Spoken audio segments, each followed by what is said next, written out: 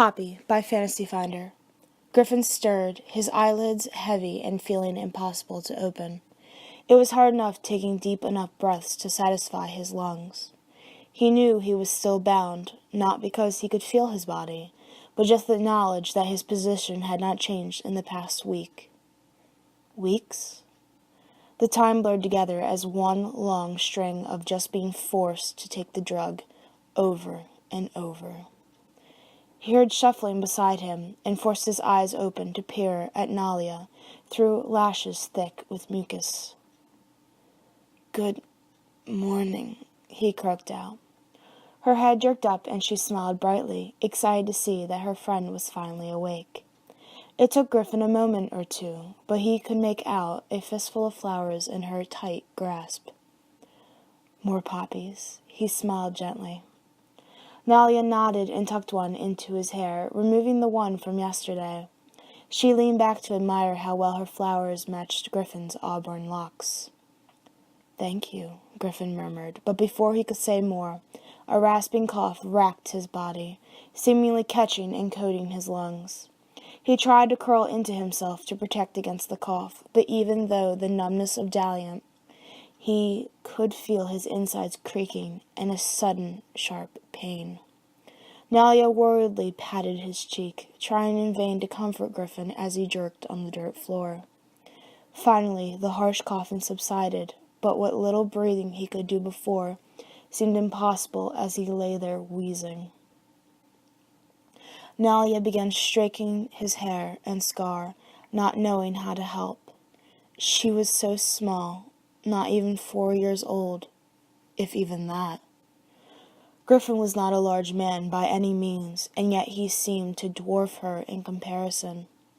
Eventually the pain subsided a little, but the small supply of energy that Griffin had before was gone. He lay there, chest heaving, as his eyes began to close once more.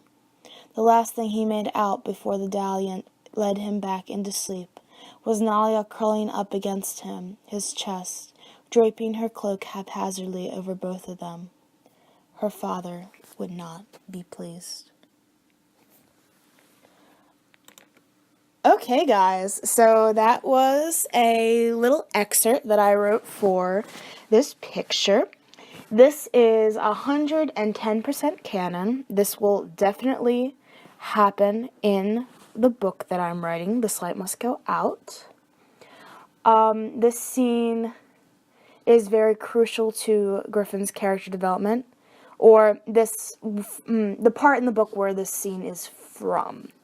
Basically what happened, I'm going to try to say this without spoiling too much, is that Griffin is captured at one point, and there is a flower/drug called Daliant, or Sleep's Kiss, that is used for medical purposes. It basically makes a person feel numb and cold, and it's used as a painkiller. But because Griffin has fire powers, Daliant also kills his fire and puts him into a sleep, so that he isn't able to break away. The kidnappers, captors, whatever we want to call them, have been force-feeding him this drug for who knows how long. Nalia is a very minor character. She is a small child who is the daughter of the encampment. Pretty sure she is the probably daughter of whoever's in charge. And she finds a friend in Griffin. Nalia cannot talk, but she always is there to comfort Griffin and just be a quiet companion with him as he sleeps, as he can do little else than sleep. I love this piece so much. I absolutely adore how it turned out. Yes, Nalia is a little small in comparison to Griffin, but I like how much smaller she is than him. He is 18 and she's between 3 and 5. I haven't quite decided her real age yet, but she is just little, and it's a good relationship, even though she's such a minor character. I love her. She's so cute. I did have a comment that Griffin's body seemed disproportioned, like his pose was all twisted.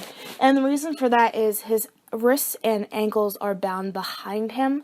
So the reason you can't see the bottom of his legs, like his calves, is because they're twisted behind him. I did have a comment about that, and I understand why there might have been some confusion, but that's the way the body is twisted. It does make sense in my mind, but I can understand why someone might think otherwise. For those of you who might be new, This Light Must Go Out is my novel in progress. It is not around yet. I am slowly, but surely working on it. And I've done that kind of story time with Fana before, where I've read my short story to you guys, and you seem to like that. So since I just wrote like a little paragraph or two to go with this illustration, I thought it might be kind of fun to share. Yes, I'm very excited about this illustration. I'm very excited about this story. I'm very, very excited about this interaction because it's so cute in my mind. And it is very important to Griffin. And it showcases Dalliant, which is the flower I designed for this. And poppies. I think the whole concept for this came up when I knew the scene was going to happen, and I was like, I want something to tie it together, and Nalia associating Griffin's hair with poppies became pretty important to me, and even so she can't talk, she still associates this flower with him, and I don't know if he quite knows why she keeps bringing him poppies, but he's not opposed to it because he, well, being bound and captive as he is, he's kind of very lonely right now, and her companionship, even though he is unconscious for most of the time, he still appreciates her being there as much as she can be. And it seems to be that her father and the adults in the encampment can't really stop her from continually being with Griffin. And so yeah, I really need to stop talking about this because I won't say too much. The shading of this was a lot of fun, a lot of hair, a lot of draping. Her cloak, man. I don't know if this will be her normal color palette, but I liked having all the kind of muted, darker colors, and I think it worked really well with her darker skin, or tannish skin, and her dark brown hair. The draping, there was really no, like, clear way of doing it. I kind of just did it. And I had actually drawn in a bunch of poppies beforehand. You might have seen them poking in and out of the illustration. I think they were in the sketch layer. And I also did not record all of the sketch process because this was a long illustration to do.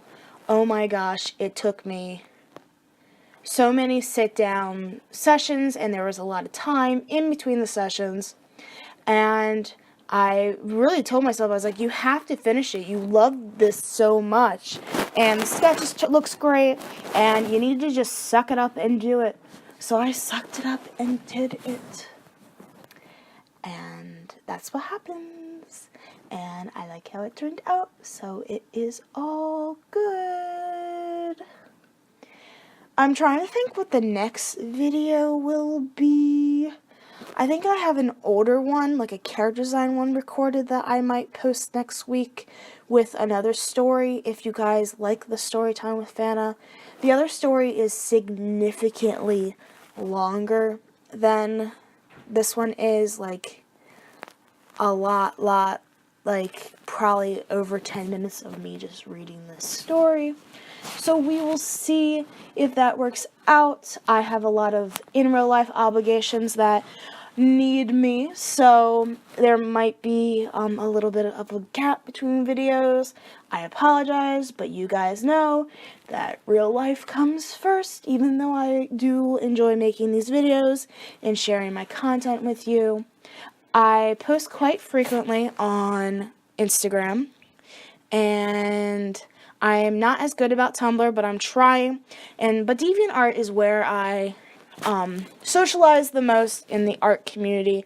So definitely, if you want to get a hold of me, just send me a message. I don't bite. I did have difficulty with this background, trying to figure out what I wanted to do, because I didn't want them just being in a white space.